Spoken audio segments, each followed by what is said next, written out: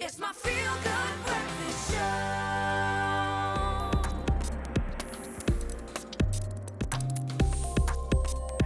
Welcome back to it. It is your feel-good breakfast show, Expresso, live right here on SABC3 on a feel-good Monday. So now, the South African Banking Risk Information Centre's 2018 survey revealed a 75.3% increase in online and mobile banking fraud. And there are fresh indications that airtime theft as well as SIM swap fraud are only on the rise. Now, here to unpack this for us and to explain how we can keep ourselves safe is our friend in tech, Bryan Smith. Bryan, it's always so good to have you here. Thanks, it's great to be back. You shock me all the time with all the stories you come through with. It's like, man. What? Where are we safe? Yeah. So let's talk about SIM swap fraud, right? What exactly is that, and how can criminals then hijack your mobile device and your phone number, essentially? Definitely. So in South Africa, I think a lot of South Africans are really open and vulnerable to this kind of fraud. And it leads only to fraudsters getting more bold and then more intelligent in the way they conduct these kinds of operations. SIM swap fraud is perhaps a newer phenomenon than other kinds of mobile device fraud or internet fraud itself. However, it's devastatingly simple. What essentially happens is that a fraudster will profile you online and attempt to gain access to your personally identifiable information, such maybe as your address or other particulars. And then over time, they will try to impersonate you when contacting your own mobile network. They do this by trying to obtain network access to your own network number, so your cell phone number.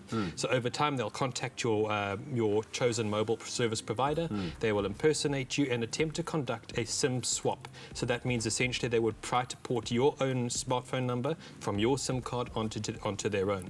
Once they have access to your number, they'll be able to receive all important SMSs and notifications destined for your account that might include a number of different passwords or sensitive information.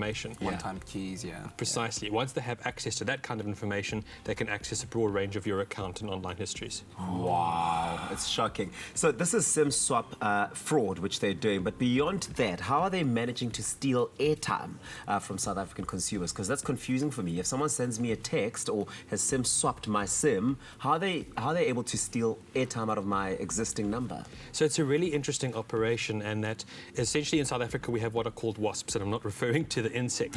It actually stands for Wireless Application Service Provider. If you remember, these were really popular maybe around 10 years ago.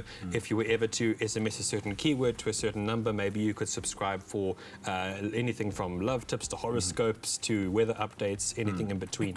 What fraudsters have worked out is that essentially by either hijacking your phone, hacking it, or attempting to get you to click on to subscribe for a number of different updates, they can actually force you to subscribe to various services that you may not willingly be able to subscribe to in the moment. By doing this over time, if you're on contract, you might see these items added to your contract month to month, or if you're on prepaid, this will essentially come off of your airtime as a transactional currency. So then how do we keep ourselves safe from this, with this SIM swap fraud and airtime theft in mind? How do we keep ourselves safe? That's the big question. Unfortunately, prevention is always better than cure. So it always pays to scrutinize your monthly account statements and also check with your mobile service providers what services you're actually subscribed to and what you're paying for. When it comes to SIM swap fraud, it's really important that if you notice that you've gone without account service for maybe about 3 hours or so and there hasn't been a network fault disclosed to you, it's always important to directly contact your mobile network provider just to confirm that all your account details are secure and safe and the way they're intended to be. When it comes to airtime theft, it's always important to check with your mobile network essentially what services you're subscribed to. And if you find that you've been subscribed to something without your consent, you can always contact the relevant fraud departments. Wow. Right. So the next time you're watching your airtime just go and go, it's easy to just sit and go, oh, I've been using too much airtime, but maybe investigate why that's happening. And if you're getting SMSs you know nothing about that's asking you to click through to a link, maybe it's worth stepping back and going, hey, why am I clicking through to this? What's this doing? Why am I being sent this?